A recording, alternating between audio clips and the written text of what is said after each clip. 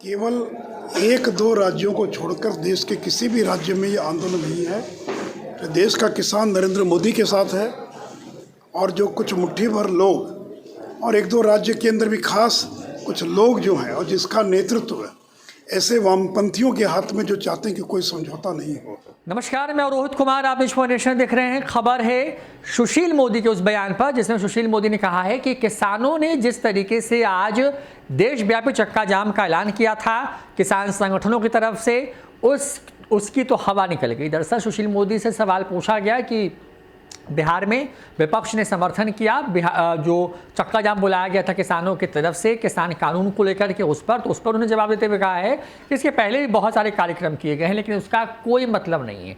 सुशील मोदी ने साफ कर दिया है कि जो अपने आप को सो कॉल्ड किसान कह रहे हैं वो किसान दरअसल हैं ही नहीं, वो वामपंथी सोच से आने वाले कुछ लोग हैं, कुछ लोगों का जमावड़ा है जो कि सिर्फ देश के दो राज्यों की आबादी का एक छोटा सा हिस्सा है और वो इस तरीके से लोगों को गुमराह करने की कोशिश कर रहा है। सुशील मोदी यही नहीं रुके, उन्होंने अपने बयान में कहा कि अगर किसान के प्रति ये जो कानून आया है वो अगर उनके खिलाफ में है तो कांग्रेस शासित राज्यों में क्यों नहीं प्रदर्शन हुए, क्यों राजस्थान, छत्तीसगढ़, महाराष्ट्र जैसे राज्यों में किसान सड़क पर नहीं आए। सुशील मोदी ने क्या कुछ पूछा, किस तरीके से किसान आंदोलन के दौरान किए जा रहे चक्का जाम पर जो है हमला बोला है। छोड़ जाते हैं आपको उस बयान के साथ। कह रही है कि सरकार धोखा दे रही है किसान।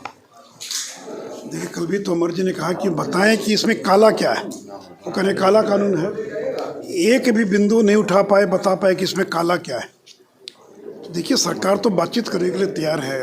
9-10 राउंड की बातचीत हुई और सरकार ने कहा कि 1.5 साल तक इस कानून को मैं स्थगित करने के लिए तैयार है। उनके सुझावों के आधार पर 8 से 9 संशोधन करने के लिए सरकार तैयार है, लेकिन वो जिद पड़े कि कानून को ही वापस ले लिया जाए।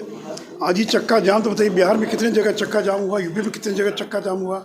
तो चाहे वो भारत बंद था या धरना का कार्यक्रम था या फिर और कोई कार्यक्रम, आज का चक्का जाम था।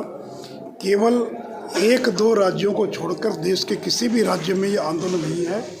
तो देश का किसान नरेंद्र मोदी के साथ है और जो कुछ मुट्ठी भर लोग और एक दो राज्य के अंदर भी खास कुछ लोग जो हैं और जिसका नेतृत्व है ऐसे वामपंथियों के हाथ में जो चाहते हैं कि कोई समझौता नहीं हो।